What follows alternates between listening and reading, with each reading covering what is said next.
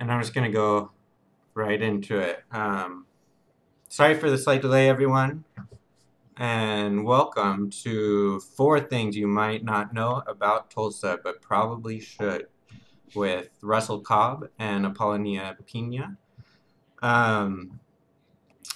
Today, we'll be going into the land swindles behind the gathering place in Turkey Mountain, the grifter's paradise at the Exchange National Bank, now Bank of Oklahoma, the real Charles Page, and the Bucket of Blood Saloon. And to introduce our speakers very briefly, Russell Cobb is the author of The Great Oklahoma Swindle, Race, Religion, and Lies in America's Weirdest State, and encourage you all to go purchase that book. And he's an associate professor in Latin American Studies and Creative Writing at the University of Alberta. And then Apollonia Piña is an interdisciplinary researcher, founder of the Green Corn Medics, soon to be licensed nurse, and then, right? And yeah, that's true. Mvskoke Creek citizen. And yeah, we'll be, please leave questions in the Twitch chat and we'll get to them at the end. And before I hand it over to our speakers, I wanted to quickly do a plug for our Patreon account, patreon.com/okno.one. We have an official goal now. We're at $50 a month. And if we can get to $350 a month, it will create an infinity fund for our pirate radio station to fund community radio for Tulsa forever and ever, all expenses covered. It will never die. So that's our goal. And yeah, please contribute. And without further ado, Russell Cobb and Apollonia Piña. Awesome. Thank you so much, Lucas. That's I love that introduction. We're really happy to be here to bring you some cocktail recipes, right? Yeah, that's where to end. Don't spoil the surprise, Russ. Go. I have a reputation for doing, kind of rushing to the conclusion. I just get very excited about these things, and I gotta. I don't even know what the cocktail recipe is, so that will be yours, Apollonia. You will give that to us at the end. Thank you. Yeah.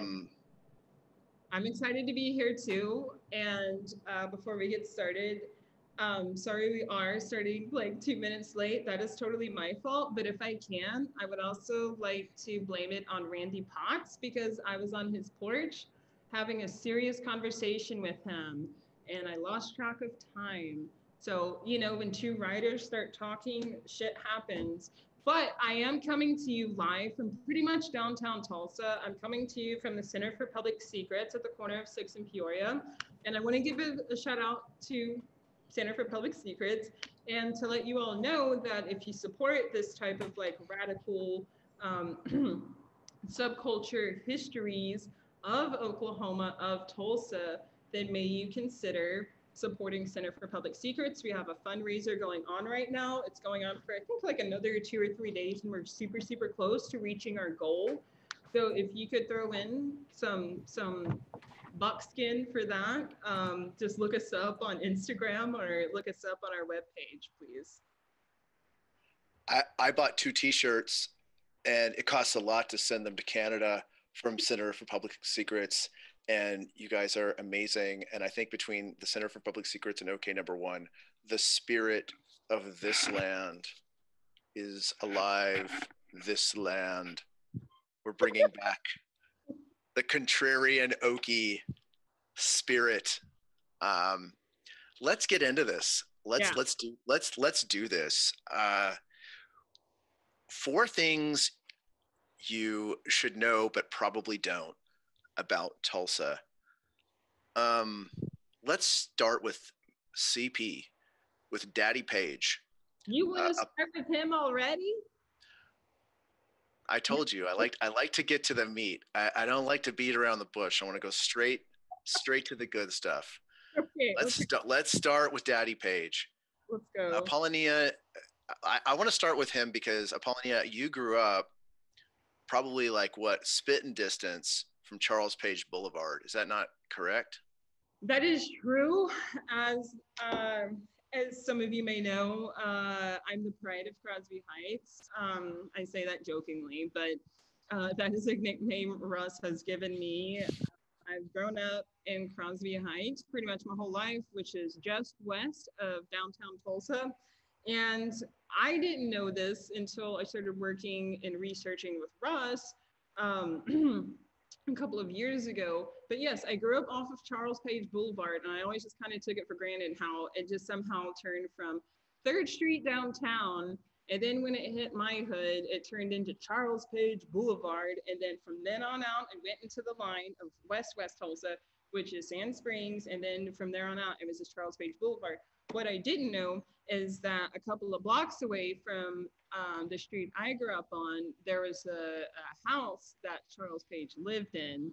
And in some of the research Russ and I have done, there's a very integral story and conversation he had that we may get into here in a bit, that he had on that porch of that house that is a couple of, blocks away from the house I grew up in.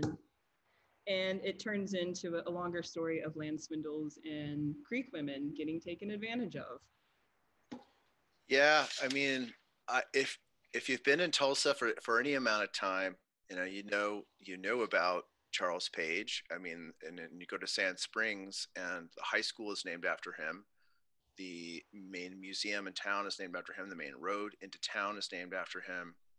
I didn't really give him a whole lot of thought, I gotta say, and we kind of bumped up onto Charles Page in a roundabout way, but I think we need to really think very seriously about him, because how he came by his money says a lot about what Tulsa is founded on. And I think, if you folks out there that are from Tulsa, I before COVID, I used to go to town a lot. I'm based in Canada, but I grew up there, and I do all my research is there. So I went town a lot. And when I arrive in the airport terminal, there's this mural that I like to pause and look at quite a bit, and it sort of escapes. It's sort of hidden in plain sight.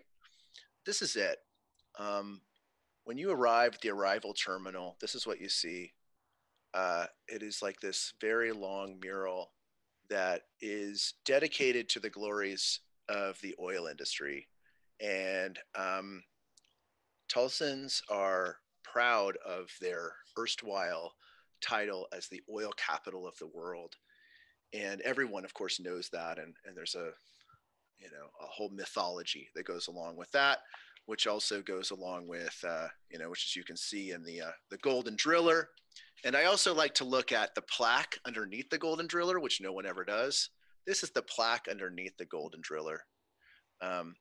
It says, dedicated to the men of the petroleum industry who by their vision and daring have created from God's abundance a better life for mankind. And, we love to celebrate the Golden Driller, but rarely do we think, how was that oil discovered, and how did that make Tulsa the oil capital of the world? And that's basically where Apollonia and I come in. We like to look at this sort of things in a way that doesn't buy into the propaganda or the nostalgia, because the true story of it is nothing to be nostalgic about. Yeah, it's nothing to be nostalgic about. And I just want to take a moment too to appreciate how we research together, where you're the white boy from Sunset Terrace, I'm not the pride of Sunset Terrace. I'm the black sheep of Sunset Terrace. Black sheep of Sunset Terrace. How would you describe Sunset Terrace to the people that don't know? It's like the lesser Maple Ridge, I guess, right? Yeah. We have Maple Ridge, and if you ever are in the real estate market, if you're in Sunset Terrace, they'll tell you it's Maple Ridge, or if they're being honest, they'll say Maple Ridge South, because actually what it was an addition that was built onto Maple Ridge. This is the original platting of Sunset Terrace, and this is Cincinnati Avenue. This part right here is now the gathering place right here. This is, and Cincinnati Avenue is the dividing line between Sunset Terrace and the gathering place. I grew up right around here, like a block and a half from the gathering place. And Sunset Terrace, I didn't find this out until about, sorry, I'm just really excited. I got all these prints made up. I'm super pumped about them because I'm just doing this old school slideshow here. But I want to show this to you guys. And if you follow me on Twitter, you've seen me like go off about this shit before, but it's so worth going through because Oklahoma is a very weird place in one sense, because the abstract companies don't really want you to see the abstract for properties. They keep them literally under lock and key, and they don't like people reproducing them. And if you try to take them out of the abstract title place, they're like, you better watch out with that, you know, because if you lose that, you're going to have to rebuild it. And that costs a lot of money. Well, I said, to hell with that. I don't give a shit. Give it to me. And I read my abstract to that property. And there's a phrase in there that I want to read to you. This is I highlighted it. This is from Sunset Terrace. Sunset Terrace, when it was platted and developed in 1926, contained this phrase. This is a neighborhood rule. It's a bylaw. No lot or any part thereof in this edition shall ever be sold or rented to or occupied by persons of African descent, commonly known as Negroes, except that the building and the occupying of a servant's house, to be used only by servants of the owner of the lessee or such lot or lands, and if not, shall be considered a breach. So I came across that first, and I was like, this is insane. I can't believe this. What else do I never heard this growing up, but of course, I was brainwashed like so many people, and never thought to look around and see that it was a completely white, 99.9% white neighborhood. But that's when, and I think that we can get into this, Apollonia. This is an interesting story that we like to tell sometimes, is as I was starting to go back in time through this abstract and trying to understand more about the true history of the place where I grew up, I went back through the abstract beyond 1926, and eventually I came to 1910. And 1910 was a really interesting date because that's when that area passed out of the hands of the original allottee, the man who was granted the land by the federal government. He was a Mvskoke Creek citizen who lived, depending on somewhere between the ages of 94 and 110. I've seen. They don't make creeks like they used to. Well, I like how, like, the more you talk about him, the more it's like, you know, people, the initial biographies, he died at the age of 94. And then people are like, he may have lived to be 100. And then people are like, you know, he probably was 110. Well, and then also too, how we've seen it where like he just becomes kind of like this, did I mention them at the corner of 6th and Peoria? So it gets a little noisy because there's like a lot of motorcycles through here. So anywho, but like when people sometimes, like historians, are talking about Takabachi, he almost takes on like this larger than life persona where it's like, and when this Creek man who was 110 years old straddled his horse, he was so tall his legs dangled to the ground. And I forgot about that. Yeah, there's that tale as well. Anyway, but let's go there, okay? Because I kind of done a little thing where we kind of started in this chronology with Charles Page, and we'll come back to him in a second. But okay. I think the Takabachi story is important because that's where my kind of questioning of what Tulsa was all about, specifically the neighborhood I grew up, why it came to be what it is, and, you know, peeling back the layer of Black Gold Row and mansions of the oil capital of the world. By the way, I didn't grow up in a mansion. I grew up, like Apollonia mentioned, I lived in the poor country cousin of the mansions. Like they have this thing in that abstract where it's like these lots are restricted, and it's like down there, like, you know, like the cheapest homes you could buy in the nice neighborhood. That's where we lived, because my mom was a firm believer in that you always bought the crappiest house in the nicest neighborhood you could afford. And so that, anyway, that's a whole nother story. But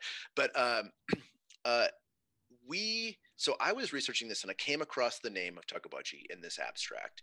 He died in 1910, and I'd never heard of him, but between him and his son Ned, they had owned basically most of what is the Gathering Place and a lot of and Sunset Terrace, and they both died kind of in around the same. The son and the father died around the same time, so I got really curious about that. I started researching it, and then we met each other. And do you want to tell the folks how that came about? You weren't super like keen when you saw my op-ed in the Tulsa World, were you? No, I wasn't. I didn't like you at first. Here's why. It's okay. We're over it, everybody. If anybody who's watching, clearly we're over that. But this is how me and Russ started. So I had been working on a story myself that I had been researching for, and I had a rough draft for, about how the Gathering Place off of Riverside at one point was Creek allotment land, specifically Tuckabudgie's land, right? And so I was like researching people in my tribe about it, doing research on like the third floor at the library, Central Library downtown. And I was like getting it all ready. And then I was on Facebook, and then I see like this dude, this Stahutki guy, had written basically the article I was intending to write. And then all my friends who are also researchers started just like DMing me, sending me links like, hey, Apollonia, have you seen this article? Do you know who Russell Cobb is? Look, weren't you working on this story? Who's this white guy? And I'm like, who is this white guy? And so I friended him on Facebook. And I immediately... Well, I accepted because if I didn't accept, I thought I would get canceled. Yeah. Russ was really scared that I was going to cancel him. So yeah, he accepted my friend request. And then as soon as he did, I immediately DM'd him. And I can't quite remember what I said. I think I came on like maybe a little harsh, where I said like, oh, I saw that you wrote this article. Great. I was working on this article. I'm glad it was written at all, but I think it would have been better coming from the perspective of a Creek female, because, you know, if I'm being honest, like I'm kind of sick of like white academics talking about Native history and not having the cultural components attached to it, nor working hand in hand with members of a Native community. And so I kind of sent that critique to him, and I think you sat on it, freaked out for like an hour, and then you delicately wrote me a response back. I can't quite remember, but I remember being like, oh, that was really kind of him, because you're like, hey, I've seen some of your stuff, and maybe we should work together sometime. And I was like, maybe he isn't a jerk, because dang it, he seems kind of nice, actually. And then I think it was a few months after that, you needed like a research assistant for your book to fact check some things. And also when you were talking about Creek histories and Creek people, having somebody look at that through a cultural lens. And so that's how we started working together. And it was awesome, because I'm used to there kind of being like, when I've spoken frankly to white academics, I'm kind of bucking and being like, well, but, and you were just like, I never thought of it that way before. Okay, let's change it. And you just would. And so I was like, okay, I think this guy's okay. And we work well together. And then things got strange, because I gave her, and I would be remiss if I didn't plug my book. I gave her, hello, by the way, the Great Oklahoma Swindle. Have you considered the Great Oklahoma Swindle? At $29.95. It's not a swindle at all. Uh, checks interior jacket price. I when we were we were going through this, and I was like, okay, I get. After the Tuckabuchi thing, I was like, oh my god, I understand now. I get the true story. Is that once white oilmen figured out there was oil, like they were going to get that land, and if it took sweet talking somebody into a deed, they would do that.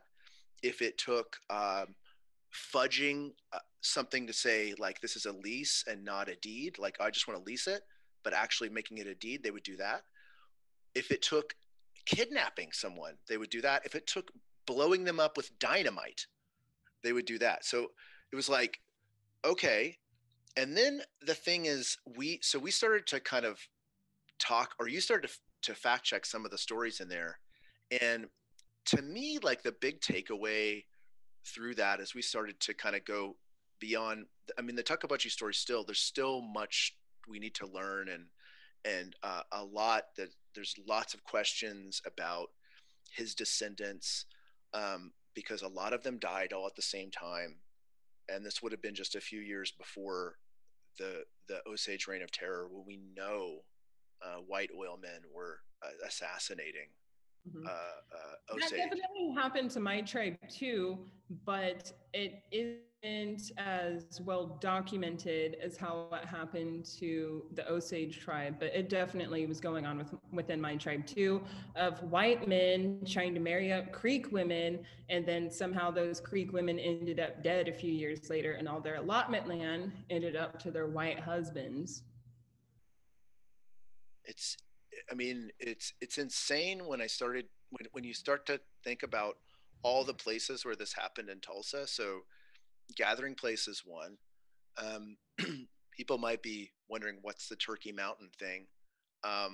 There's an allotment, and if you don't know much about allotments, like if this sounds really foreign to you, I've got this wonderful map that is somewhere in here.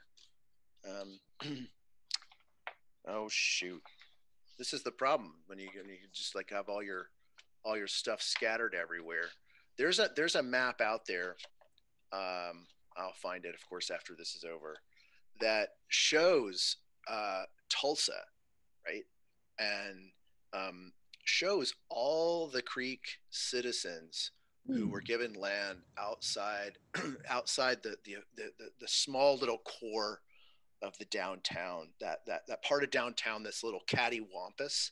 It's almost like pointed at like the streets are pointed at like a northwest direction. And then that was the original platted town site.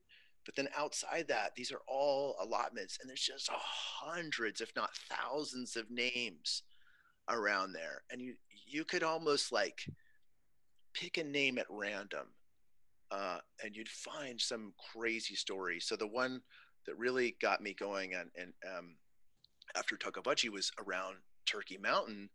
There's by the bottling plant there's the Pepsi bottling plant. There's I think it's Jim Glover with the big American flag. That was allotted to a person named Mvskoke, who was a very important person in the establishment of Tulsi Logoboja, where the council oak is. So I'm hoping that most people at least know where the council oak is. And Mvskoke was there when they rekindled the fire, and then later was allotted this land. He died of natural causes. His daughter inherited it, and this is his daughter. This is Millie Naharkey, and it says this is a clip that I had blown up from the Tulsa Tribune. It says Millie Naharkey, rich Indian girl, rich Indian. By the way, I feel like that's a myth that needs to be debunked, is that somehow everyone was a millionaire. Rich Indian girl who has an estate valued at $400,000 has disappeared. And the story behind that is just, it's horrendous. What happened was that she was standing to inherit this land around Turkey Mountain, and a bunch of oil men, including Charles Page, another guy foundational in probably the most important foundational figure in the development of Maple Ridge, a guy named Grant Stebbins. They all had their oil companies. Like every white man and his horse had an oil company, right, in the 19-teens, 1920s. And Millie was actually born in 1902. So she wouldn't become of age until 1924. As soon as she became of age, she could do what she wanted to with this property. And Charles Page, his idea was to get to know the family. Page is an interesting guy. He would try to sort of insinuate himself into a family, get to know them, say that he was their friend. But one of his rivals was this Maple Ridge founder, Grant Stebbins. And Millie's brother, Sammy Naharkey, had already sold part of his allotment to Charles Page. So being a conniving oil man, Stebbins thought as soon as Naharkey turns 18 in 1924, you know, she's probably going to sell it to Charles Page. Stebbins sends an OU student. Of course, you go get an OU undergrad to do this. Sends an OU undergrad to Millie's house, right over there where I'm talking about, by the bottling plant, 40. I think it's 41st and Union, around there. She was living in a very tiny house with her mother, and said, what, like, showed up at her door and said, what do you like to do? And Millie and her mom said, we love fishing. He's like, I'll take you on the best fishing trip of your life. She disappears, and it turns out that this OU student is under the orders of Stebbins and his oil men to get the title to that land around Turkey Mountain. But Millie's, who's like 17-year-old girl, actually sees through the whole thing, and she's like, no way, no, you can't have it. I thought we were going fishing. And the story is just horrendous. That fortunately, years later, a notable Native American writer named Sidkala Saw, or Gertrude Bonin, she's also known as Gertrude Bonin, like, interviewed her and got the whole story, which is that she was held against her will. It was a textbook case of gaslighting. Like, she was just held against her will, and said, the Indian agents are after you. They're the bad guys. They want to abduct you, and I'm here to protect you. And she was like, what's going on? They basically forced her to get drunk and sign over what they said was a lease. It was actually a deed giving her land to Grant Stebbins and his oil company. And this guy, this OU student, apparently raped her, assaulted her for days and days and days, until she finally relented and signed it. I mean, these stories are just heart-wrenching. And those are just the ones that we know about too, right? Those are the ones. Yeah. Go ahead. Yeah. So which takes me to the next thing where we really, so Apollonia was kind of fact checking this stuff, and she was like, well, what about, speaking of Charles Page, what about this kid? It seems like he made most of his money not on Naharkey. He lost out on the Naharkey thing. He lost out on a bunch of stuff. He actually went broke drilling in Glenpool, but he made a shit ton of money out west of town, out by the town of Oilton, or close to Drumright, off this allotment by this kid named Tommy Atkins. And you came to me, I remember you were like, so wait a second, it looks like I see that he made his money off drilling on this Tommy Atkins kid's allotment, but you remember you'd gone to the Creek Nation, and do you remember how you found his enrollment card?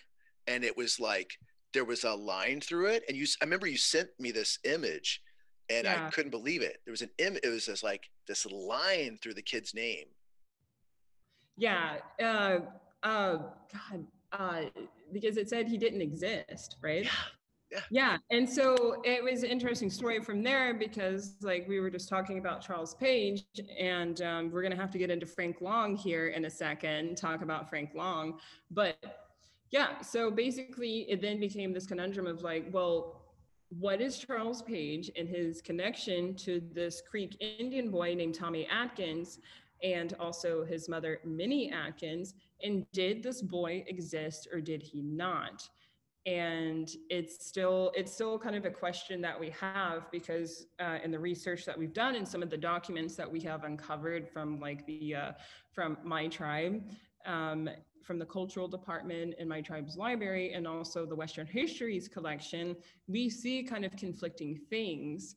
And so that's still something that we are piecing together if he really existed or didn't, but it's looking maybe more like he didn't actually exist and he was made up. And I still can't wrap my mind around that because we know that like Charles Page became extremely wealthy precisely from that allotment, right? Yeah. Do you have the exact number, Russ? Because I can't remember what it is, but it was at the time like one of the hottest allotment lands with the most amount of oil. And he just made crazy, crazy amounts of money off of it. Charles Page did. And Minnie Atkins, whose name it was attached to via her son, who may or may not have existed, Tommy Atkins, she didn't quite see all of that money. And Charles Page, not, he kind of kept her under lock and key, and not in the truest sense of it, but he definitely kept an eye on her to the point to where she was living in Sand Springs across the street from him at some point, her and her husband. And he didn't ever want them to be too far because she, under duress, was kind of in this whole plot with him too about the oil in this allotment. And whenever, when I was like growing up, kind of in West Tulsa, we had horses for a time that was outside of Prattville, which is on the outskirts of Sand Springs. And so being in Sand Springs growing up, you always hear about Charles Page, but you always hear him talked about in this really great way of like, oh, he's Daddy Page, he had the widows and orphans colony. He was this great man. He was such a benefactor. He made all this money and he just wanted to help out these women that were unmarried mothers, God forbid, and all their children and all these orphans. And that would be great if that was the actual story, but that's not what the actual story is with Charles Page. And the Widows and Orphans Colony, I think that a part of it on his end was altruistic, but it also kind of served as a means of him using some of these women to get services out of them. Some of suggest were sexual in nature. And just wait till it's getting juicy. It's getting juicy. And so basically, the best is yet to come. Basically, what's going to happen is like Russ and I have been working on a podcast too, by the way, but it's just kind of like our timeline for it getting out to y'all has been messed up thanks to the pandemic in 2020. I mean, it's ruined all of our lives the past year, right? But it's slowly getting back on track. So we will have a podcast out to y'all. But where was I going with this? You were okay. This is getting good. You're getting to the juicy stuff. So circled back around to Charles Page. Page has this widows and orphans colony, and he promises to take care of all the widows and all the orphans in the country, actually. And he had this amazing propaganda about him, that was circling far and wide, so that like people were like showing up in Sand Springs going, "Oh, Mr. Page, could you please take care of me?" And he'd say, "Sure, come on." And there's all kinds of mythology that goes around with this, which we probably don't have. His trouble sniffing dog, Russ. Remember when I found that? Oh, Jim. You're talking about Jim. Was Jim the name of the dog? Yeah, he's a German Shepherd named Jim. Yeah. So whenever a woman would come to him, being like, "Please, Daddy Page, I'm in a bad way right now. My family won't talk to me. I'm having a baby out of wedlock.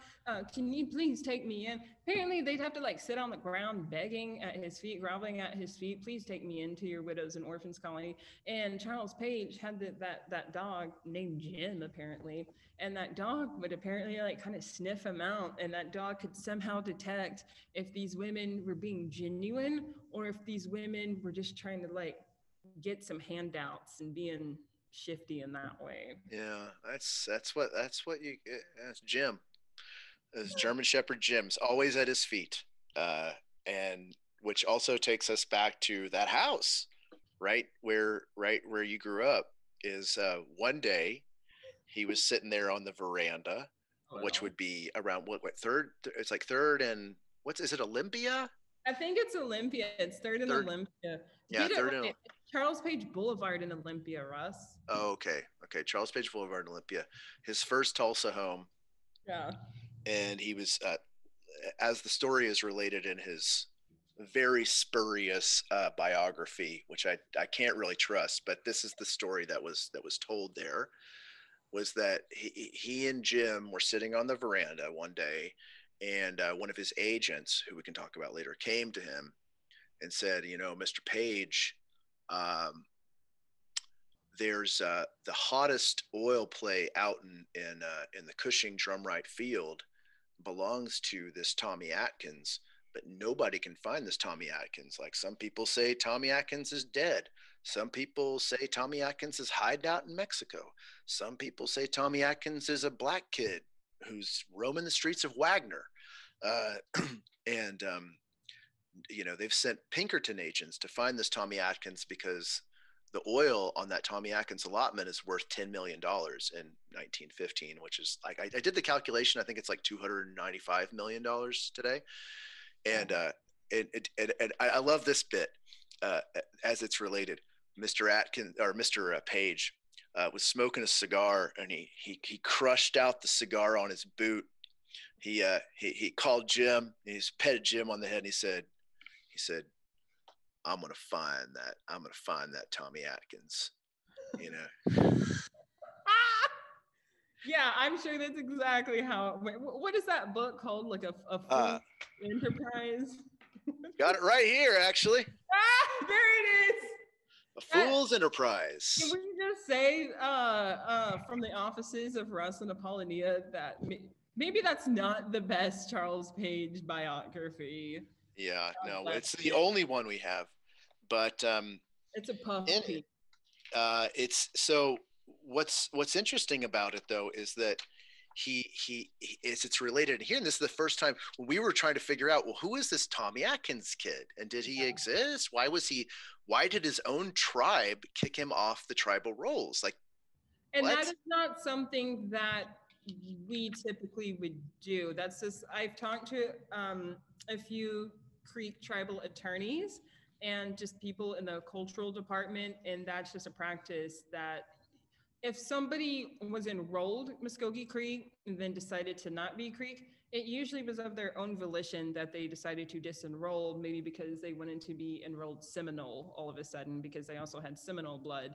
But for as far as like the tribe being like, you're kicked off our rolls, that is just something that generally didn't happen. And especially to say, actually, you never existed. Yeah. I believe the actual annotation on the Dawes card is, no such person has ever existed. Yeah. Yeah. It's like, well, whoa.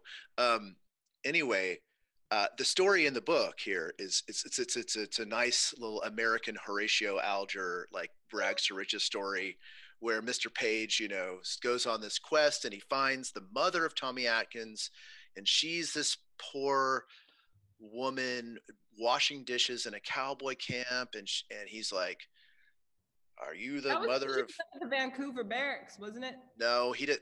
No, not in this version. This version, she's in a. That's the real history. That is the real never been told, actually. Never been told. Okay.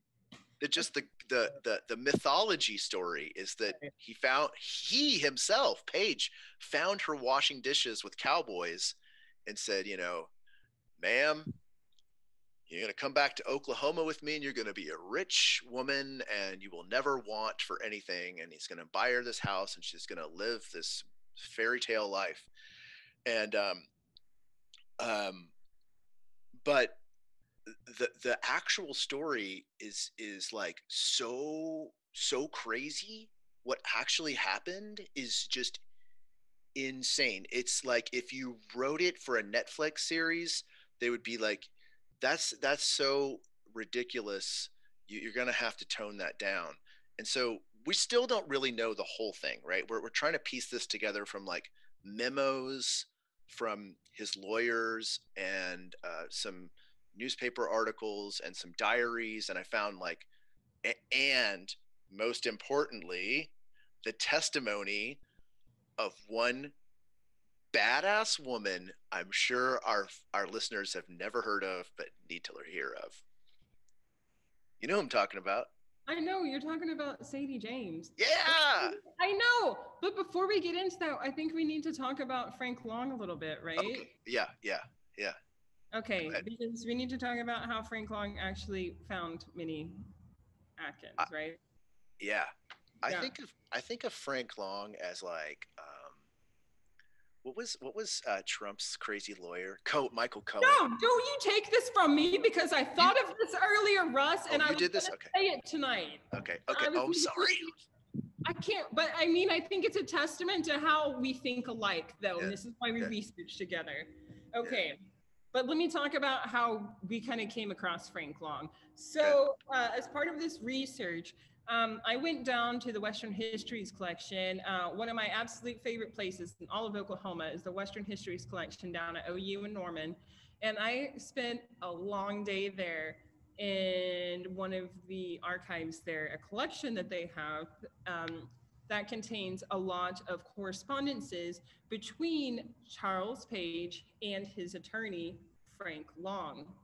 And these documents are great because I just spent like 8.5 hours that day. It was a very long day of like poring over these handwritten notes, and they're like over 100 years old. And I'm just taking like picture after picture on my phone with my little scan bot that turns it into PDFs, and then just shooting them up to Russ in Canada immediately, right?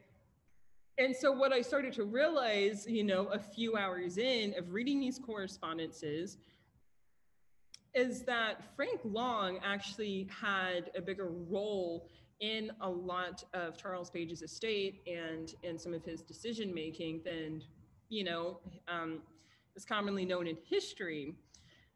And so I just started sending stuff to Russ, especially certain passages that would stand out to me. And that's when we came to realize like, Frank Long was actually behind a lot of this grifter shit that was happening.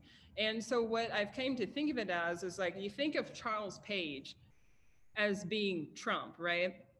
And then you think about like his right-hand man, his personal attorney, Rudy Giuliani, right? Who can't be trusted for anything. That would be Frank Long. But maybe you were thinking of Cohen. Is that who you were thinking of, Russ? Oh no, did he freeze?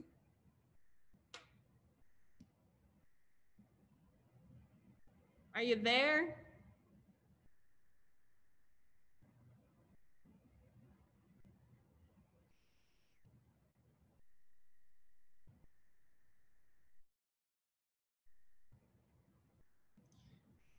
Lucas, did we lose a connection? Ross, come back.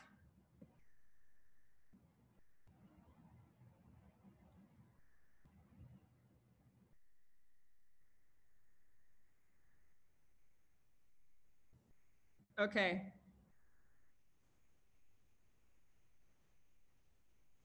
Okay, great. So, yeah. Oh, hold on. I just got a text from Russ. Let me see what he said. Sorry. Okay. Back? I'm back. Was it? Yeah. Okay. So I got a text message from you. What was the last thing you heard me say? I said some of this grifter shit came down to Frank Long. Okay. So what I just said though was that basically like Charles Page was like Trump, and how Trump had Rudy Giuliani. That's how I think of Giuliani. Frank Long. But maybe you were thinking of what was that other his other Michael Cohen. Michael Michael Cohen. The That's right. fixer. The He was like fixer. the fixer. Yeah. He's the one that actually got his hands dirty, but it was for Charles Page though. Yeah. Yeah. Because Page like and he always came up with some of the crazier ideas too of what they should be doing, and Charles Page went along with it. I think so. I mean, that's one of the things I really want to find out is there's a, I mean, it's incriminating as hell that they left this, they came up with this plan. Minnie Atkins, the mother of Tommy, she definitely existed. She actually was not washing dishes in a cowboy camp. She had married an officer named Harry Folk, and they had moved to Vancouver Barracks, that's outside Seattle. And she was living this whole other life. She just like reinvented herself. She's like, to hell with everything in Oklahoma. That place is messed up. I'm never going back there again. And Long and Page, or one of the two, had this plan that they would offer her this money. They'd say, you know, if you come back to Oklahoma and you're going to be rich and blah, blah, blah, you'll sign these documents and you'll be fine. That if she didn't go along with it, they were going to kidnap her. And they left this in the papers, which I think is it's incriminating as hell. But it was going on, of course, like, to go back to the other stuff, like stuff was going on all the time. And it all came, all the money, by the way, always came back, and Long was a banker there, came back to the bank building at 320 South Boston. Now, 320 South Boston is that skyscraper's Tulsa's first skyscraper. It was founded as Exchange National Bank, also called First National Bank. They bought up a ton of banks, and at its heyday in the 1920s, it was actually called, the unofficial name was the Oil Bank of America, or also known as the headquarters of the Magic Empire. Because these guys that were banking there, that's where the Guardians were. The Guardians were the white men who kept the money that was made from the Creek allotments. They were all there. And when you see this shit that they did, it's petty. It's unbelievably petty. I remember like going through some of the archives in Fort Worth, and you see these guys that are making hundreds of millions of dollars, and they've got these receipts from these Creek women that are like, my ice box is broken down and I needed to call a repairman and he's going to charge me $750. And they'd be like, you know, and they'd be like, well, justify this. Why, you know, are you sure it's not working? Did you unplug it and plug it back in? You know, like, you know?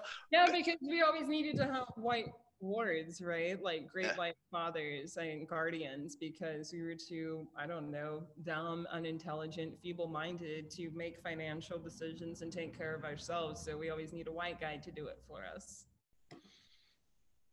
Sorry. Yeah, and Long was one of those guys. He had lots of experience. He actually was an Indian.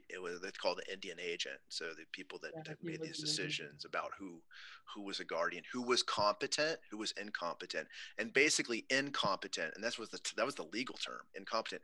And incompetent was essentially anyone who didn't speak English. Right, and especially for that time period, most Creeks, their first language was the Mvskoke Creek language, and some were bilingual and knew English, but at that time, I'd say most did not. Yeah. So let's get back to the juicy stuff again. All right. So we were figuring this out. You're like at the Western History Collection. You're sending me these things about this guy, Frank Long. And I'm like, I cannot believe the stuff. The one of the ones you sent me that I was just couldn't believe was that. So Page had taken all this money, and this is obviously a smart businessman. he diversified his enterprises and built up Sand Springs. So if you go down Charles Page Boulevard today, you know, old timer Tulsans like to call it the line, Sand Springs line, because he built the trolley there. Like that was one of the things he built. He built this trolley line. He built all these factories.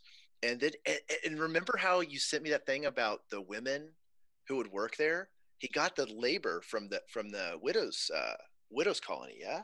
Yeah, and there was that exchange that they had too. I'm trying to piece it back together to where because they have to do their laundry on Sundays, right? And I can't remember exactly what that document said. Like, but he was Long was pissed off because they wanted like a day of rest, right? And he's like, no, we need to get these women to work more because that's what women's do.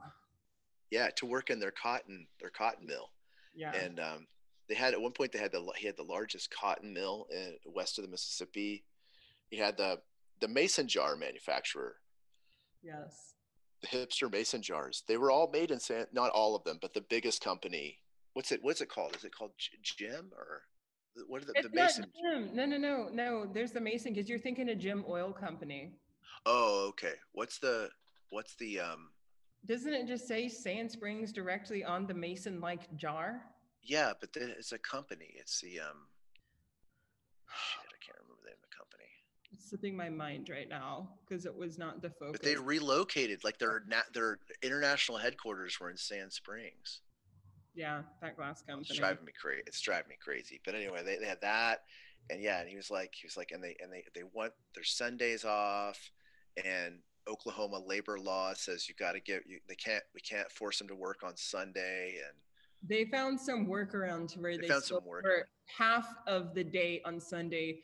They found a way to circumvent those Oklahoma laws that said you couldn't work on Sunday, and they found a way to where they could still get the women at the widows and orphans colony to work a half day on Sundays and not rest at all. So they really were working 7 days a week. So I don't know.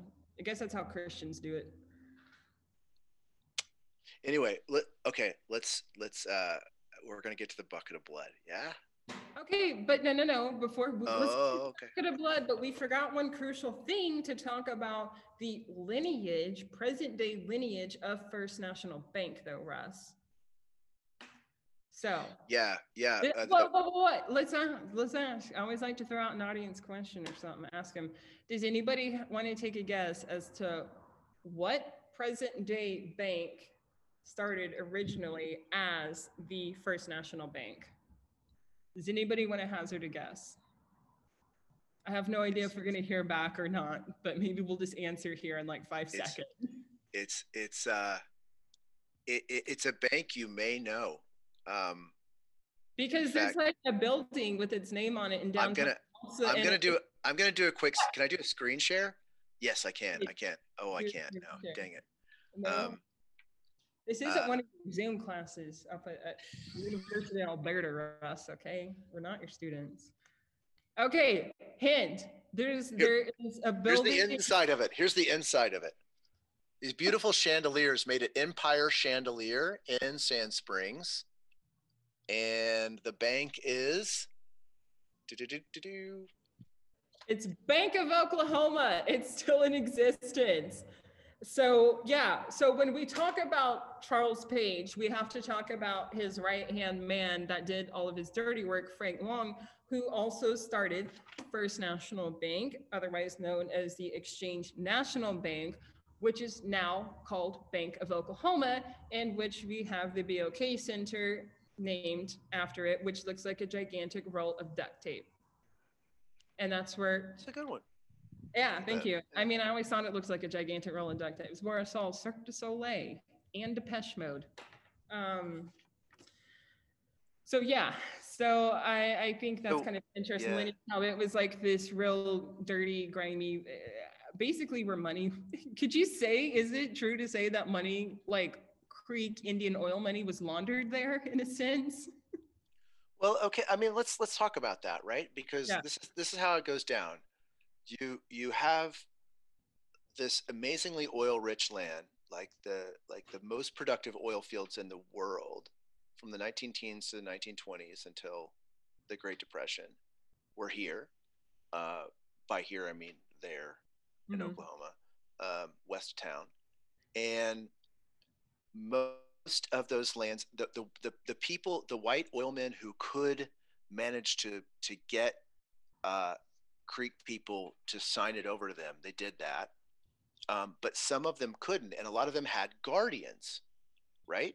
So like almost all of the ones that were, and out there in Creek County, that's where they put the allotments for the full bloods, like this guy here, Crazy Snake, Chito Harjo, because they thought that was the crappiest land.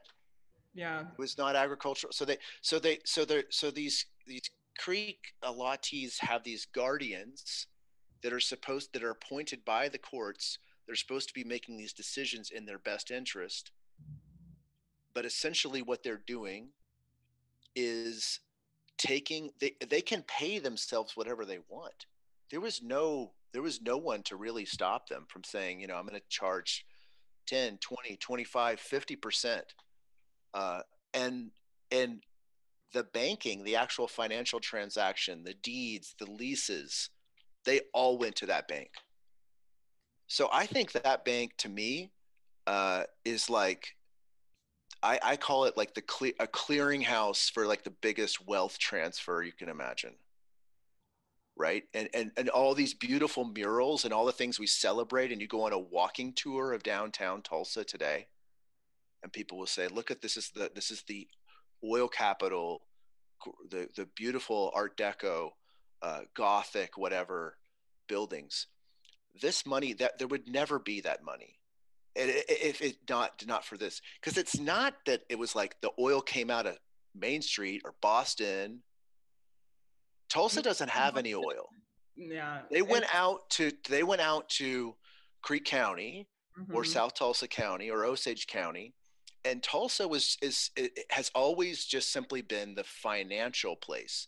This is where people take the money, take the revenue they've made from these oil fields around town, and processed it here. And I would say, yeah, I don't think it's too strong of a word to say they laundered it, because they didn't. How many of these leases and these sales were gotten by honestly? I mean, in the best of cases, they were they just they got a very good deal. They said, I'll give you $1,000 for this deed when it's worth 54 times that. That's like the best case scenario. The worst case scenarios are the abductions, the kidnappings, the rapes, the killings. Yeah. Yeah, a lot of my people, Creek people, in our allotment land that was swindled from us, you have us and a lot of nameless Creek people and Osage people for these beautiful Art Deco buildings down here. And I guess in a very roundabout, and the gathering place. Let's we go back. Do you know anything? Is there any mention of Tokabachi at the gathering place? There isn't, no. And I know there was a group of us. This was like, I think 2 months before the gathering place was to open. Some of the gathering place folk, GKK, George Kaiser Foundation people, we were like the Indian Native American focus group. And we were downtown in Tulsa, and they were just asking us for some of our opinions on how to incorporate Native history, into the place. And we had a lot of ideas, and that was something I kept saying, like, we need to honor Tokabachi. He's the Creek Indian man. That's what tribe I am. That's what tribe a few of the people gathered here are. Like a plaque or something. And it's just like, oh, we already have all the artwork up already. Somebody was like, okay, well, what about incorporating some of our traditional plants into the place? And it's like, oh, the landscape architect's done already. We can't do that. And really what it came down to is they wanted us to they wanted to Indian in the cupboard us, where they wanted us to come out and like on Indian Day or something, and put on our regalia, our Indian wares, and basically do a Native American Day at the gathering place dressed up. Which, okay, but don't meet up with us under the guise of wanting our opinion and then doing it right before you all are supposed to open. Like if you actually wanted our Native American opinion and collaboration in how to incorporate a Native American history into the place, because it is on Indian land, then we should have been at the table before things were being built. But that's not how it was. So it did kind of seem like we were just like a box being like checked off. Sorry, we still Yeah. have the bucket, dude. We've been doing this an hour. We still got that bucket of blood to talk Okay. about. Yeah. And I bet people will have some questions. I can't see the chat, so we don't know. I We don't know can't what you're either. I asking. think people probably do. Let's talk about bucket of blood quickly, Okay. and then let's do the Q&A. Okay. Okay. Hold on. I got this one. I got one more. I got one more slide, and then you can. I want you to do bucket of blood. Oh my God. I've got a picture of this. This. Where is it? It's a G-Rock. bombshell. It's a bombshell. You're gonna love it. Okay.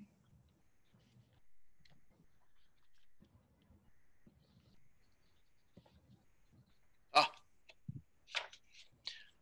Tulsa World, Dateline, 1917. There she Paige. is, my girl. It Okay. says Paige confesses. No, Sadie confesses Paige relations. This is the language of the time. Negress talks of clandestine visits to dark office and a frame up. Complete disclosure made. Admits knowing all the while that Tommy Atkins never existed. Mm-hmm. So if we want to make, like, if you'll allow me to just make one more, considering the current events and whatnot, another Trump analogy. Basically, I think another way of saying, how like Trump had Stormy Daniels. I feel like in a way, Sadie James was Charles Page's Stormy Daniels. Okay, have you put that one together, Russ? No, you get 100% credit for that one. That is. But let's now imagine that Stormy Daniels. Not only that, but that to make this perfectly clear, imagine that Donald Trump's all of his money, he needed Stormy Daniels. And he paid Stormy Daniels not only to have sex with him, that of course, but also to go and create hundreds of fake witnesses to say a kid existed who they all knew never existed. Yeah. And then she flips on him and shows that the whole thing was a gigantic fraud. Yeah. No, so we've named a lot of characters in the story, okay? Like these are true historical people. So we've talked about Charles Page, we've talked about Frank Long, we've talked about Minnie Atkins and her son that didn't probably exist, Tommy Atkins, and now we're talking about Sadie James. And of all these people, Sadie James is probably my favorite because I have nothing but mad respect for this woman. She was a hustler to the core. She had seven husbands. I love her. I know she had She seven shot husbands. one of them. She ran a game and she got away with shooting her husband. That woman ran a game, okay? And she had, and I really need more people in Oklahoma and in Tulsa to appreciate this woman, Sadie James. And so she had a brothel in Greenwood, and if y'all are from Tulsa, you're gonna know where it is because the location of it is right on Archer, where the U-Haul building is, that has like the spinning U-Haul truck at the top of the building.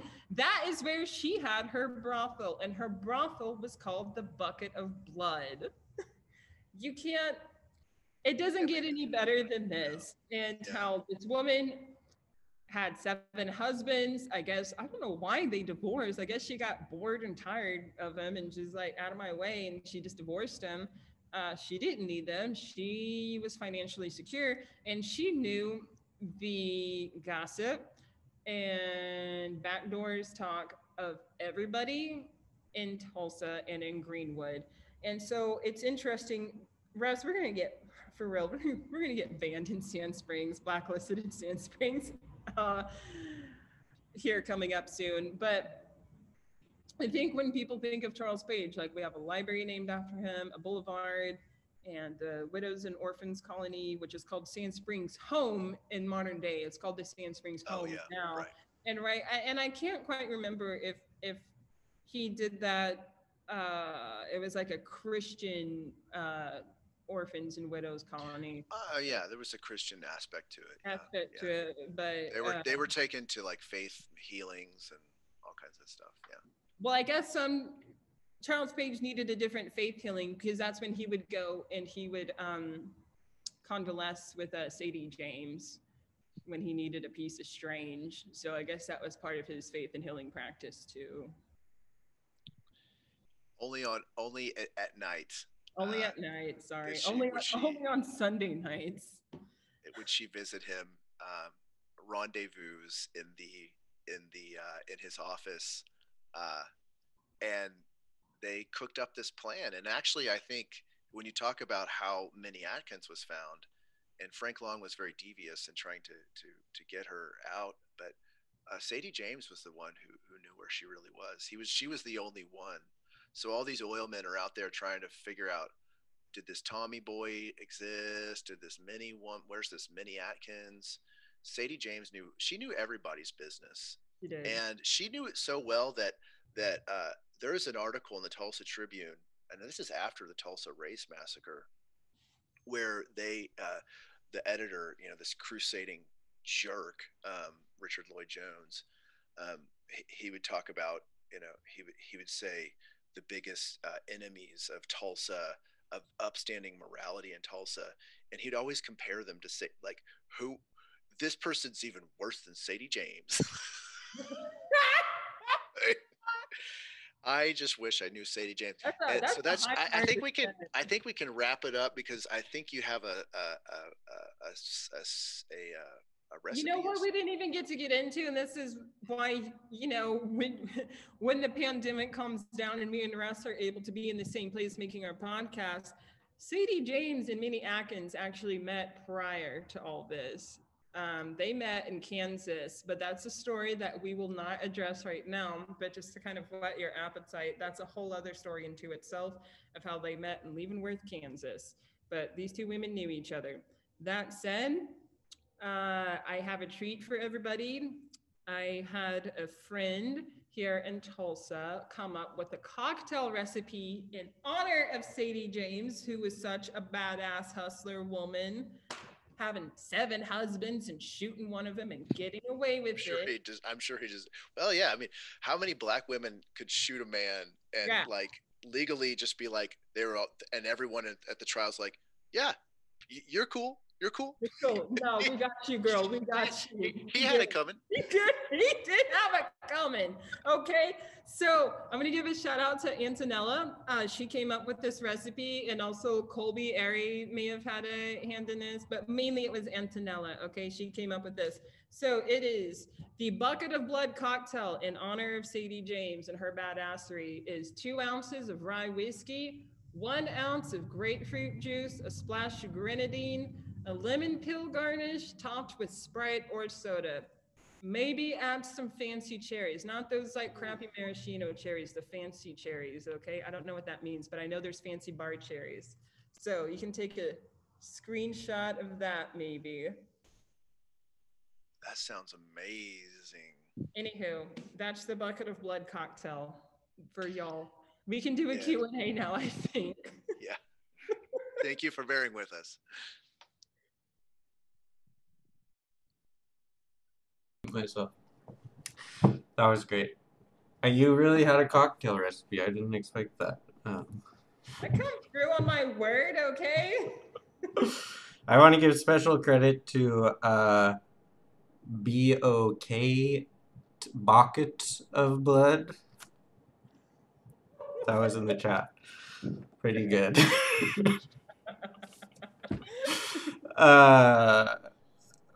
Okay, so we had a ton of questions throughout the chat. So if people want to maybe ask again their most pertinent questions, Colby's asking, what's up with the Tulsa Association of Pioneers Monument? I don't know anything about that. Russ, I'll let you handle that one. I'm not too familiar with that monument. I Is that I know that they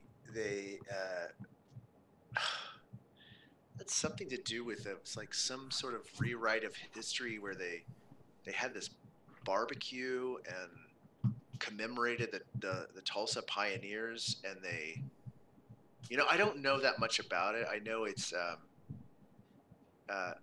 been a sore spot to a lot of people, and it has to do with the sort of whitewashing of Tulsa history. But yeah, I can't really speak to it that clearly right now. okay? I want to hear about the transition from the original bank turned into BOK. Yeah, I don't.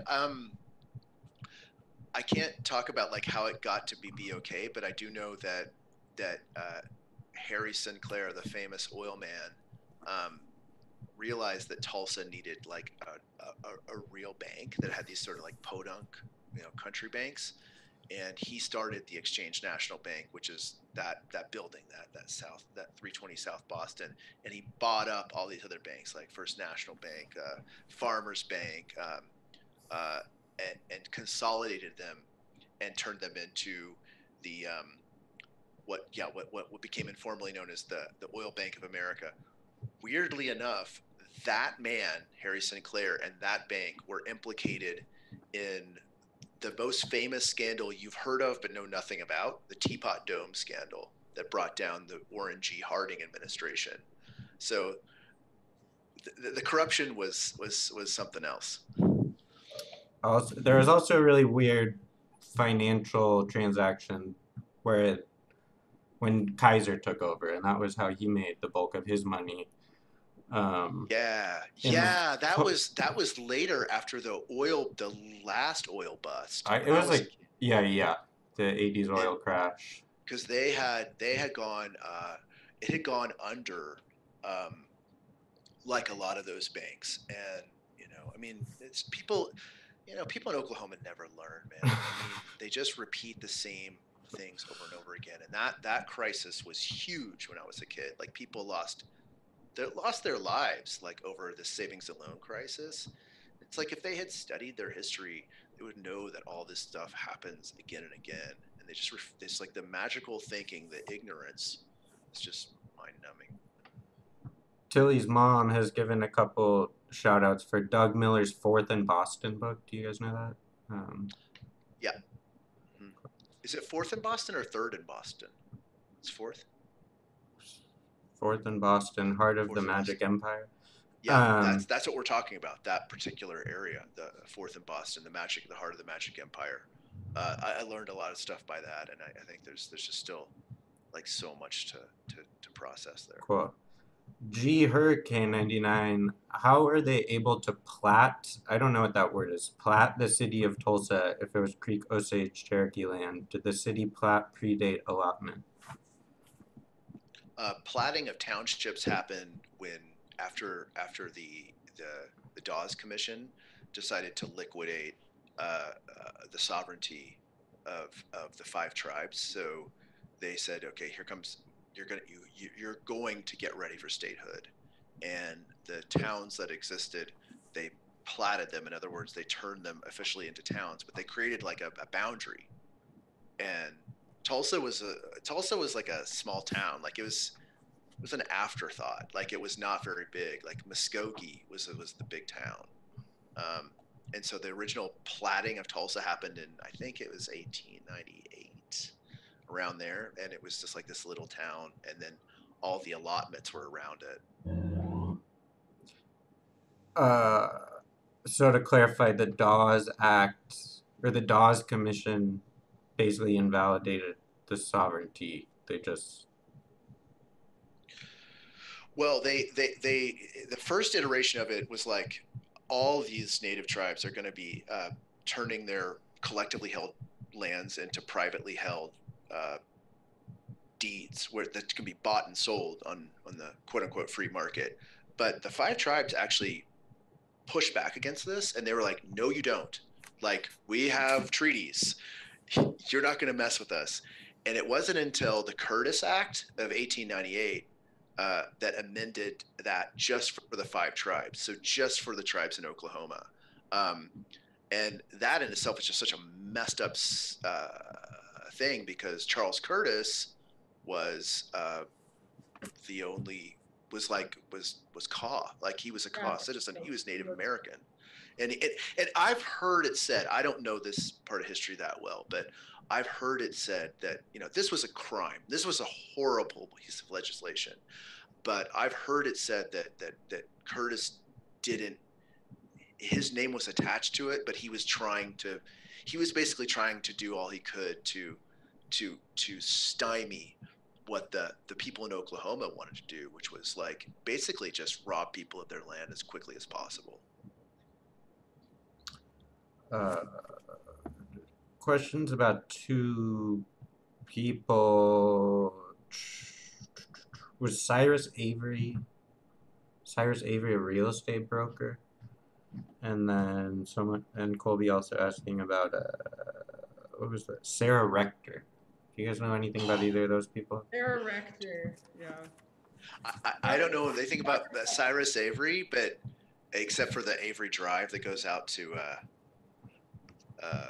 Chandler. But, okay, whenever we were out getting our rental cars stuck in mud in the back roads of these on these oil lands, didn't we go through Sarah Rector's allotment? Or we were like right next to it when we were trying to search for this mythical Tommy Atkins allotment land. Yeah. Yeah. Remember, we were looking at those maps. I've got a picture of that. Yeah. Did you find it? I've got a picture of you, Apollonia, just kind of cruising around, getting in the. Oh, or is it? Oh, there you are. This is Apollonia looking for Tommy. Find it. Right there by the oil well. Yeah, his allotment is right next to Sarah Rector's, and Sarah Rector's story is pretty well known, especially in Kansas City, because she ended up in Kansas City. She was a Creek freedman, so a descendant of slaves for the Creek Nation, and just right next to it. She was she was called the richest black girl in America, and people were scared that she was going to be abducted or killed. How old was she again? She was really young, yeah? Yeah, she was like 13 years old, and apparently living in not good conditions. She, of course, had like a lot of these guardians, these white guardian guys, they were often, this is an interesting side story, is they're often fighting each other because that's how they made their money, was guarding the assets of tribal citizens. Yeah. And so these guardians were fighting to become Sarah's guardian, and then Booker T. Washington like swooped in with a legal team from the NAACP, and W.B. Du Bois swooped in with an actual awesome legal team from the NAACP, gets her out of there and moves her to this really nice place in Kansas City. And so you know a lot about her if you look at her up in Kansas City, because she has a famous there's a mansion where she lived, and she lived like a pretty chill life, man. She was just like, I got my oil money, I survived, I'm gonna live a quiet, nice life, and that's Sarah Rector. Yeah. Interesting. What was I gonna ask? There must have been some weird. It seemed like they were paying attention to a lot of wealthy children. That there was a weird baseball scouting. Well, they're easier to manipulate when they're children, right? Well, right, but yeah, just that they are have them all on their radar and know where they all are at, and know exactly when they're going to turn 18. That's what's really chilling, is they apparently had they'd have these books that had their birthdays written down, because once they turned the age of maturity, they could make their own decisions, and they could be taken away. That's just another reason why some of the boarding schools, like Chilocco Indian School, a secondary reason why there were so many people there is the woman I talked about earlier, Millie Naharki. She was sent there by her mother because her mother was like, these nefarious vultures are going to steal my daughter, so I'll send her away, so they can't get their hands on her. And they did anyway. Yeah, I was also like compared to the Osage murder, it's like thinking about how the Osage wealth may be factored into the ability of those murder, like the documentation of what was going on there, as opposed to in Tulsa, and like a less wealthy tribe might not have the resources to. Yeah, and then the Osage also had, the sort of the beginnings of the FBI to look into it, whereas Tulsa, part of what I find fascinating and is relevant to us today is, and it relates to the race massacre as well, is the cover-up. If you think about that bank building, you think about the Bank of Oklahoma building, you think about Tulsa's reputation as the oil capital of the world and the nostalgia that goes into it. If it turns out that all of that, like a good portion of that, was founded on bribing, kidnapping, harassing, stealing, swindling, what does that mean for our identity? And I think that and because so many powerful people were residing in Tulsa as opposed to Osage, you had this guy like that guy that was the mastermind, William Hale. I mean, he was just a crook.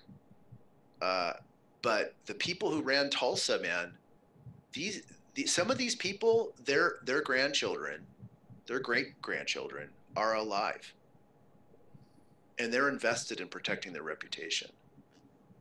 And people don't want this truth to come out. They didn't want it to come out in the 1940s when Angie DeBow published And Still the Waters Run. She was basically run out of Oklahoma for a while, even though she had all the receipts. OU Press wouldn't publish her book for decades. People in Oklahoma don't want to face the truth, man. They just don't. No, they. Russ, we forgot to do our great intro, right? Of where we said, like, what was it we were gonna say? Like, if you came to learn about the golden driller and the blue well. Oh, right. The wrong place. What was it? The center of the universe. We're gonna just on all this whitewashing and trying to get big tech to move to Tulsa. Well, this ain't the place. We're gonna power wash all of that. That's what I said. It's like we're not gonna whitewash history. We're gonna power wash at 1500 psi all the whitewashing that's gone on in this town. Yeah. Yeah. I mean, the thing is, and I'll stop ranting, but one thing, it's like, it's heartening and it's great to see how the conversations about 1921 have taken off in recent years. And I mean, that's honestly, I think that's a good thing. But and it's awkward, and there's all kinds of issues that we could talk about around that. But I think it's symptomatic. I think I've come to believe that 1921 in Greenwood was symptomatic of a power structure that was willing to kill, lie, to control this thing that was really was the oil capital of the world. And its most tragic and violent flare-up was 1921 in Greenwood, but it was certainly not the only time. No. And what's interesting to me, I don't know if you caught this, I think it was maybe like last week, 2 weeks ago, when Mayor G.T. Bynum said that, because like we have like, they're looking at Oaklawn Cemetery, and they've seen indications stating further research needs to be done for mass grave sites, of which they're going to be continuing to do. But then when it comes to actual reparations for all of that, Mayor G.T. Bynum said, no, we can't do any reparations because that'll be too divisive. And it's like, white boy, who are you to decide what is divisive or not when it comes to reparations for the Tulsa race massacre? I think you should maybe leave that to the Black community and let them decide what reparations could look like. I don't think it's up to you. I also recommended that 20 years ago in a governor appointed commission. Reparations were like number one. And at that point there were still lots of survivors. Yeah. And it was right there for everyone to read and everyone to reflect on. And Tulsa has been trying to run out the clock on these people until they all die. Yeah. Well, it's almost 8:30, and we do have a bunch of questions still in the chat. I feel like we need to do another session. Let's do a couple more questions, and we'll try not to give these really long answers. Sorry, that's just how me and Russ are. No, it's good. Someone is saying Cyrus Avery is like known as the father of the U.S. interstate system, but then the city of Tulsa trusted him with the rebuild money after the massacre. Interesting. And then whose allotment does Mackie Sandbar sit on? I don't know what Mackie Sandbar is. I don't know. There's so many names attached to. So many Creek people have allotments, right? Like my family, we still have allotment land outside of Drumright, and we don't have the name of every single Creek person allottee's name. Right. Yeah. R.N. Bynum. Is that G.T. Bynum's father? No, I think I'd be like his great-grandfather. Like great-grandfather or something, yeah. A relative. A relative. Is he the start of the Bynum fortune in Oklahoma? Do you know, Apollonia? I'm not interested in history about rich white people in Oklahoma, if I can be perfectly honest. Okay, I don't know that one. There's a long distinguished history of initial Bynums. Right. Yeah, people want you to letter Bynums, and one of them was when Tulsa. That's not my forte when it comes to Tulsa and Oklahoma history. I will say though, full disclosure, part of this is just kind of poetic about it is my great grandfather was Russell Cobb, and he came specifically during this time to cash in on the oil bonanza, and he became the police chief of Tulsa. He was a very well-known oil man, and he ended up shooting himself in the Hotel Tulsa in the 1960s.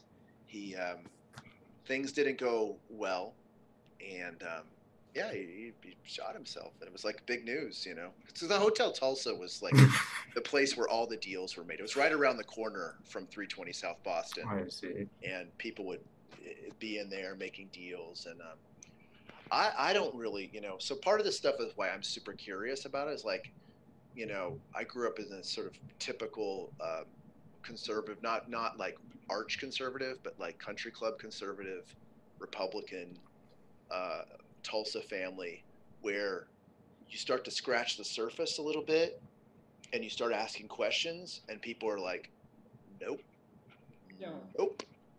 And that shit drives me fucking crazy.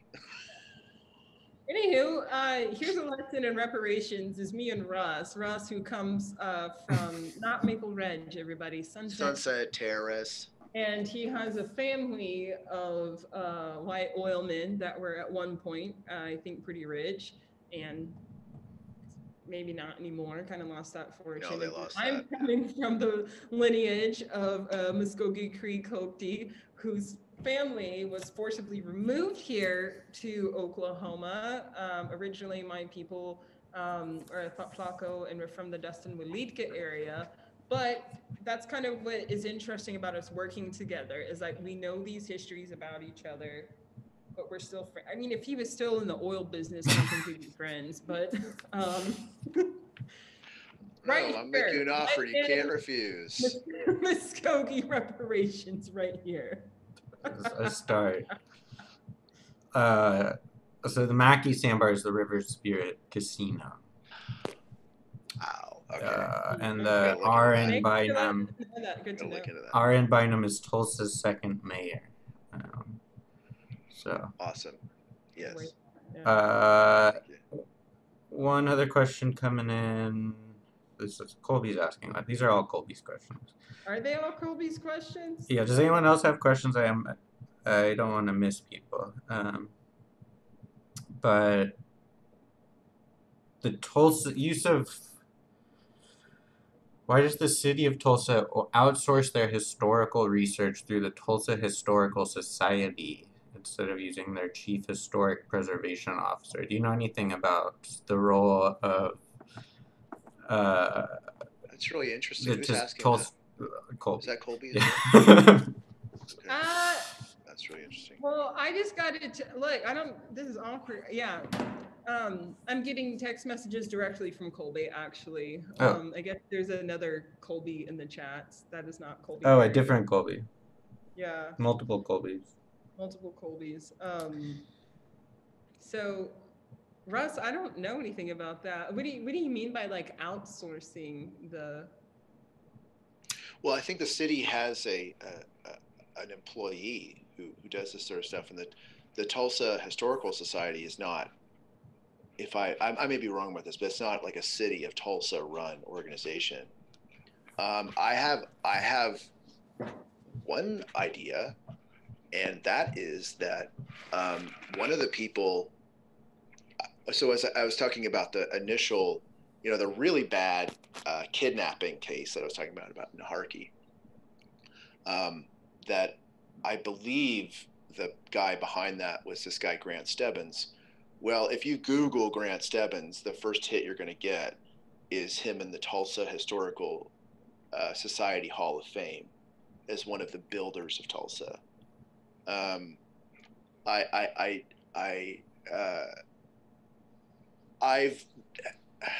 me see, how can I say this? I don't know how committed the Tulsa I don't know if I want to say that. Pass. Never mind. Apollonia, you go. Just say something. Oh, I like how you just like throw the ball to me. Next question. Next question. Yeah, well, I'm curious. Where are the resources? How about this? Where are the resources? Like, have you been able? Is the Tulsa Historical Society a valuable resource for your research, or no? Yeah.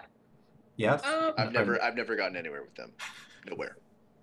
Okay, I guess it depends on the type of research that you're doing. I found really cool stuff in there, but the stuff, like a lot of our hits are from different archives for sure. An archive in Texas, Western Histories collection, Indian Pioneer Papers specifically, is just a gem. Like I could just read those for out. You know what? Shout out to my great grandfather Mose Wiley. He is in the Indian Pioneer Papers. So it's kind of cool for me to be researching that, knowing my own family is in that as well. We went also to Oklahoma Historical Society. Didn't we go down there? They've been great. Yeah, I've been there a few times. They're very helpful. They're very helpful. Very kind. Yeah, I could. I mean, a lot of this stuff comes directly out of there. I mean, there's just families that have just given their papers to them, and they make them very available. They're very transparent about what they have and how you can consult it. I don't want to throw any shade on Tulsa Historical Society.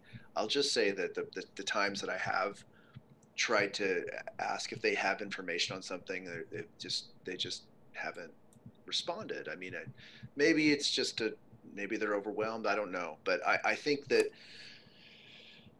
I don't know. I'm concerned that if we are really serious about and I've heard them say before, that they really want to tell the true story of Tulsa, and I hope that's sincere. I hope that's not just checking yet another box, but this stuff is going to hurt, man. Like the founders of Tulsa, there's a reckoning that will come with this oil capital stuff. If we're serious, if you want to really know. The measuring rod.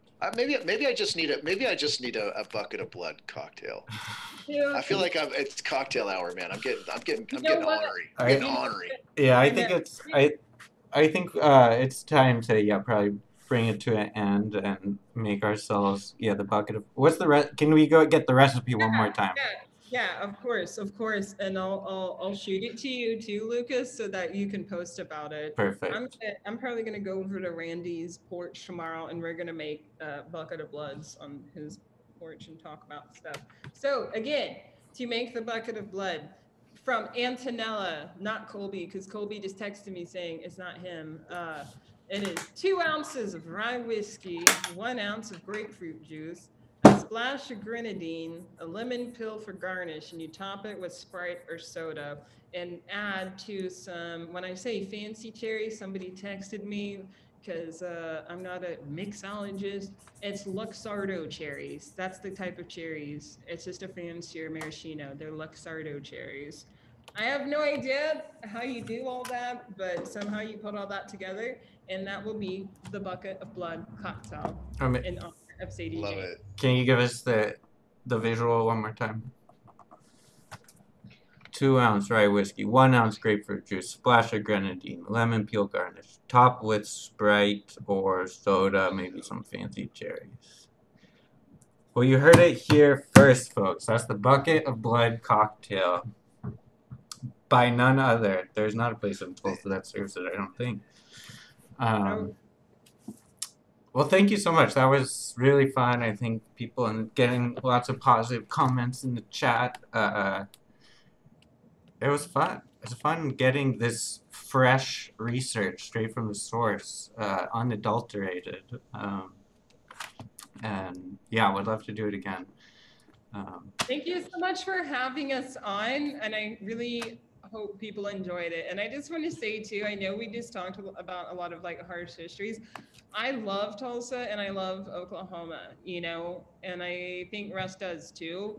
That said, like, I will cut somebody that's an outsider that tries to talk shit about Tulsa and Oklahoma. Like, you don't get to talk bad. You're not from here. We are from here. We can talk ish though, okay? Yeah. Let's do this history. I'll second that. Lucas, man, this was really great. This is wonderful. I just I'm looking forward to the day where we can talk about this and share a bucket of blood. Exactly. Yeah, you gotta get to Tulsa soon. As soon as I can. Yeah. Buy Russell's book, The Great Oklahoma Swindle. Support Center for Public Secrets, Kickstarter, and please subscribe to our Patreon and help us fund the pirate radio station. Thanks all. Have a great night. Ending the stream.